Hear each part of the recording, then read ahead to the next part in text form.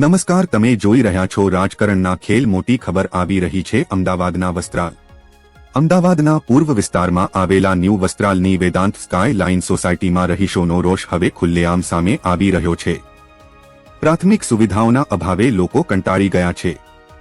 ખરાબ રસ્તાઓ, ડ્રેનેજની સમસ્યા અને અન્ય બેઝિક સુવિધાઓના અભાવે રહીશો હવે વિરોધના માર્ગે ઉતર્યા છે.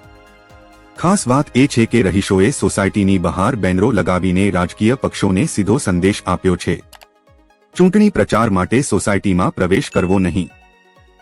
એટલે કે હવે લોકો વચનો નહીં, કામ માંગે છે. સ્થાનિક લોકોનું કહેવું છે કે અનેક વખત રજૂઆત કરવા છતાં સમસ્યાઓનો ઉકેલ આવ્યો નથી, જેના કારણે હવે તેઓએ બહિષ્કારનો રસ્તો અપનાવ્યો છે. આ સમગ્ર ઘટનાના વિડીયો અને ફોટા સોશિયલ મીડિયા પર ઝડપથી વાયરલ થઈ રહ્યા છે, જે શહેરભરમાં ચર્ચાનો વિષય બન્યા છે.